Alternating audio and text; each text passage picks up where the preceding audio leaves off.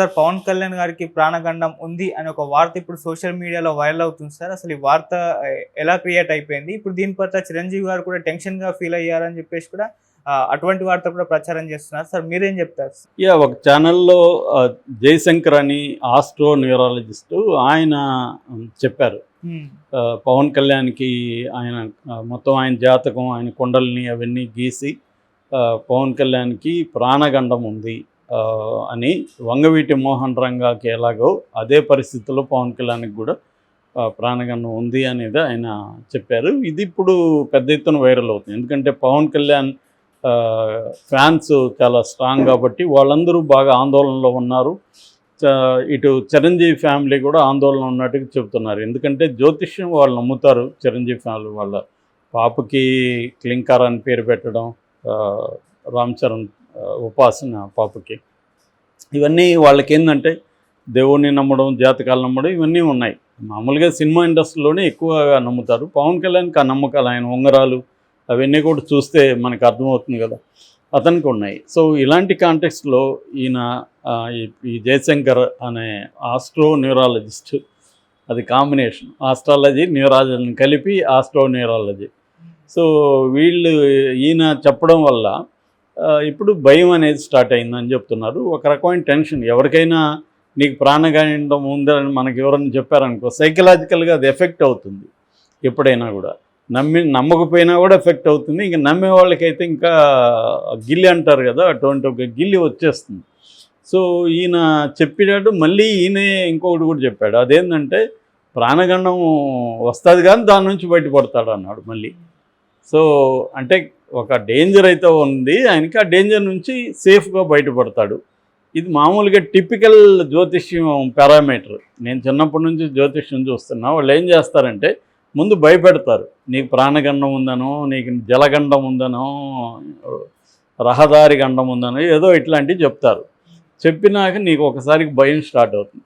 సరే ఏం చేయాలి స్వామి, మీరు ఏం చేయాలంటే ఏం లేదు, దానికి ఒక ఇది ఉందని ఏదో ఒక వ్రతమో పూజనో లేకపోతే ఇంకోటో ఒక కార్యక్రమం ఇస్తారు. నీకు ఇచ్చి దీన్ని చేస్తే నువ్వు ఆ గండం నుంచి బయటపడతావని చెప్తాడు. అంటే ఒక ప్రాబ్లం ఇస్తాడు, దానికి సొల్యూషన్ కూడా వాళ్ళే ఇస్తారు. ఇది టిపికల్ జ్యోతిష్యం అనమాట.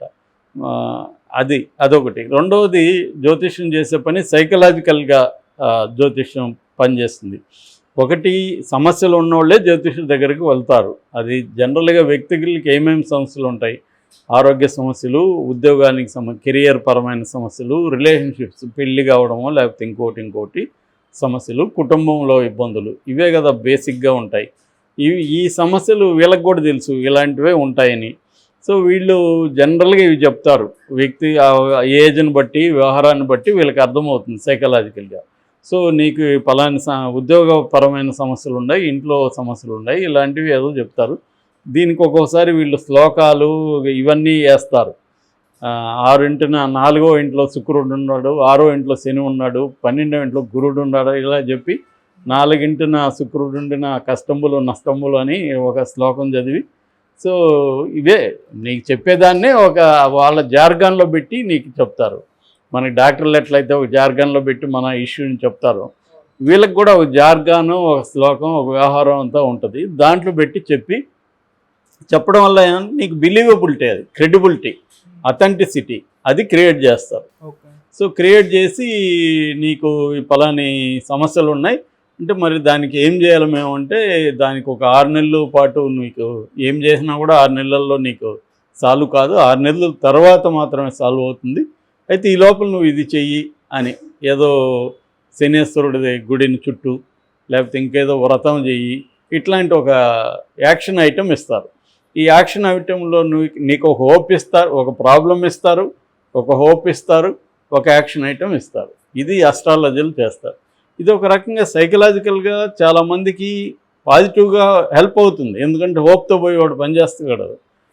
నెగిటివ్ దీని నుంచి కనీసం 6 నెలల తర్వాత మనకు బాగుంటుంది, అయితే ఈ లోపల ఇచ్చేద్దాము అని ఒక హోప్తో అతను వెళ్తారు, అతను కానీ ఆమె కానీ. అంటే సైకాలజిస్టులు అయితే ఏం చేస్తారంటే మన ప్రాబ్లమ్ను అనలైజ్ చేసి రియల్గా ప్రాబ్లం ఏంటి, ఈ ప్రాబ్లంకి కారణాలు ఏంటి, దీనికి సొల్యూషన్ ఏముంటుంది అనేది మనమే సొల్యూషన్ వైపు వెళ్ళే విధంగా సైకాలజిస్టులు డ్రైవ్ చేస్తారు. కానీ జ్యోతిష్యులు రివర్స్లో ఏం చేస్తారంటే వీళ్ళు ఒక నమ్మకాన్ని క్రియేట్ చేసి ఆ నమ్మకంలో నుంచి ఒక యాక్షన్ ఐటెం ఇచ్చి ఇది చేస్తారు.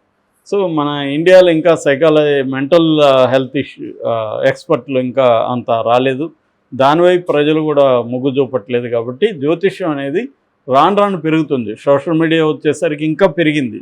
రకరకాల ఆస్ట్రాలజిస్టులు, న్యూరాలజిస్టులు, ఇప్పుడులాగా న్యూరాలజిస్టులు రకరకాల పద్ధతులు వీళ్ళు బయలుదేరారు. వీళ్ళకి సోషల్ మీడియా, యూట్యూబ్ ఛానళ్ళు పెద్ద ఎత్తున ఉపయోగపడుతున్నాయి. సో దీంతో వీళ్ళు అప్పుడప్పుడు ఏం చేస్తారంటే వీళ్ళ మార్కెట్ పెరుగుకోవడం కోసం సెలబ్రిటీలను టార్గెట్ చేస్తారు. సెలబ్రిటీలు వీళ్ళ దగ్గరికి రారు. ఇప్పుడు ఆయన పవన్ కళ్యాణ్ ఈ జయశంకర్ దగ్గరికి వచ్చి అడిగాడా నాకు ప్రాణగండం ఉందా లేదు చెప్పని, ఆయనేం అడగలేదు. ఈయన ఎందుకు చెప్తాడంటే పాపులారిటీ వస్తుంది పవన్ కళ్యాణ్ అయితే. సో పవన్ కళ్యాణ్కే జోస్యం చెప్పాడంటే ఈయనకి డిమాండ్ పెరుగుతుంది. ఇలాగా వీళ్ళు మార్కెట్ పెంచుకోవడం కోసం మన వేణుస్వామి చేసే పని ఇదే కదా, సెలబ్రిటీని టార్గెట్ చేయడం, కాంట్రవర్షియల్గా ఉండడం, దానివల్ల ఆయన పాపులర్ రావడం వల్ల ఆయన రియల్ ఎస్టేట్ బిజినెస్, ఆయన పబ్ బిజినెస్ ఇవి డెవలప్ అవుతాయి. ఆయనకు కూడా పవర్ఫుల్ క్లయింట్స్ వస్తారన్నమాట. ఇదంతా ఒక marketing strategy. So Pawan Kalyan విషయం తీసుకుంటే ఆల్రెడీ ఆయనకు సెక్యూరిటీ ఇష్యూస్ ఉన్నాయని కేంద్ర నిఘా వర్గాలు చెప్పాయి, సెక్యూరిటీ కూడా పెంచారు. ఇది అందరికీ తెలుసు. దాంట్లో జ్యోతిష్యం కొత్తగా చెప్పేది ఏముంది? ఆయనకు ప్రాణగండం ఉందనే కదా. సెక్యూరిటీ ఇష్యూ అంటే అర్థమేమి? ఆయన ప్రాణాలకు ఆపత్తు ఉందని కేంద్ర నిఘా వర్గాలు చెప్పాయి. అదే మనం చర్చించుకున్నాం. దాంట్లోనే వాస్తవం కనబడట్లా. ఎక్కడి నుంచి ఆయనకు ఇది ఉండే ఆ స్థాయి ఉంది, ఆ స్థాయిలో అనుకుంటే మనకేమీ లేదు. మహా ఉంటే వైసీపీ నుంచే ఉండాలి. వైసీపీ వాళ్ళు ఆయన్ని తలబెడతారా? ఆల్రెడీ వైసీపీ వాళ్ళు పవన్ కళ్యాణ్కి వ్యతిరేకంగానే మాట్లాడొద్దని జగన్ చెప్పాడని చెప్తున్నారు. అట్లాంటప్పుడు జగన్ పవన్ కళ్యాణ్ జోలికి ఎందుకు వెళ్తాడు తెలిసి. కాబట్టి ఇంకా మావోయిస్టులు లేఖలు అవన్నీ నేను అనలైజ్ చేసేసాను ఆల్రెడీ. మావోయిస్టులు, టెర్రరిస్టులు ఆయన జోలికి ఎందుకు వెళ్తారు? ఏదేమైనా సరే వాళ్ళు చెప్పారు కాబట్టి మనం ఖచ్చితంగా ఆమోదించాలి. సెక్యూరిటీ పెంచారు, అంతవరకు ఓకే. అది మళ్ళీ జోషిడ్ చెప్పడం ఏమిటని నేను అనేది, ఆల్రెడీ సెక్యూరిటీ ఇష్యూ ఉందని నిఘా వర్గాలు చెప్పినప్పుడు మళ్ళీ న్యూరాలజిస్ట్ అవసరమే ఉంది దాంట్లో. అదే కదా ఈయన కూడా చెప్తున్నాడు, కొత్తగా ఏం చెప్తున్నాడు? సో అది కూడా గండం నుంచి మళ్ళీ బయటపోయాయి. రెండోది, ఈయన చెప్పిన దాంట్లో ఒక పెద్ద సమస్య ఉంది. అదేంటంటే పవన్ కళ్యాణ్కి ఎక్కడి నుంచి డేంజర్ అంటే ఆయన్ని రోజు కలవడానికి వచ్చే వాళ్ళ దగ్గర నుంచే డేంజర్ అంట. వాళ్ళే దాడి చేస్తారంట. దీనివల్ల ఏమవుతుంది? పవన్ కళ్యాణ్ దీన్ని నమ్మితే రోజు వచ్చే వాళ్ళని కలవకూడదు, ఎందుకంటే వాళ్ళని ఎవడు అటాక్ చేస్తాడో తెలియదు. దీనివల్ల ప్రజల సమస్యల్ని ఎంతో కొంత పవన్ కళ్యాణ్ వింటున్నాడు, పరిష్కారం కోసం ఆయన ప్రయత్నిస్తున్నాడు. మనం ఆ మధ్య కూడా ఒకటి చెప్పుకున్నాం, ఒక అమ్మాయి మిస్ అయితే ఆమెను తెప్పించగలిగాడు. తర్వాత కొన్ని పోలీస్ కేసుల్ని సాల్వ్ చేస్తున్నాడు. కొన్ని విషయాల్ని ఆయన ఎప్పటికప్పుడు ఇమ్మీడియట్గా వాళ్ళకి ఫోన్లు చేసి సంబంధిత అధికారులకి పురమాయిస్తున్నాడు. ఇది నిజం ఖచ్చితంగా పవన్ కళ్యాణ్ చేస్తున్న దాన్ని మనం అప్రిషియేట్ చేయాలి. మంచి పని అది, ఎందుకంటే ప్రజల్ని డైరెక్ట్గా కలవడం అనేది నాయకులకి చాలా ఇంపార్టెంట్. ఆ పని పవన్ కళ్యాణ్ ఎఫిషియెంట్గా చేస్తున్నాడు. ఈవెన్ లోకేష్ కూడా రెగ్యులర్గా కలుస్తున్నాడు. ఇది తెలుగుదేశం కూటమి ప్రభుత్వంలో అప్రిషియేట్ చేయదగిన అంశం.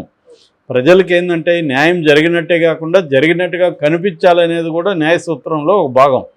సో అలాగా వీళ్ళు చేస్తుండడమే కాకుండా చేస్తున్నట్టుగా కూడా ప్రజలకి తెలిస్తే వీళ్ళకి హెల్ప్ అవుతుంది, ప్రజల్లో కూడా ఒక యాస్పిరేషన్స్ వస్తాయి, హోప్ వస్తుంది. సో ఇప్పుడు ఈయన చెప్పిన దాని ప్రకారం వాళ్ళే ఈయన అటాక్ అనుకుంటే ఇబ్బంది అవుతుంది కదా. నిజానికి వాళ్ళు అటాక్ చేయడానికి వాళ్ళని సెక్యూరిటీ ఉంటారు, వాళ్ళంతా చెక్ చేసినాకే ఈయన దగ్గరికి పంపిస్తారు. సో ఈయన చుట్టూ కూడా సెక్యూరిటీ ఉంటుంది. సెక్యూరిటీ లేకుండా ఏమీ ఆయన కలవడు. కాకపోతే సెక్యూరిటీ రిస్క్ ఉన్న చోట ఆయన్ని ఇంకొంత జాగ్రత్తగా కలుస్తాడా. కాబట్టి ఈయన జ్యోతిష్యాన్ని నమ్మాల్సిన అవసరం లేదు. మామూలుగా జ్యోతిష్యం అంటే కూడా ఇంటెలిజెన్స్ డిపార్ట్మెంట్, సెంట్రల్ నిఘా వర్గాలు చెప్పిన దాన్ని ఫాలో అవుతున్నాడు ఆల్రెడీ.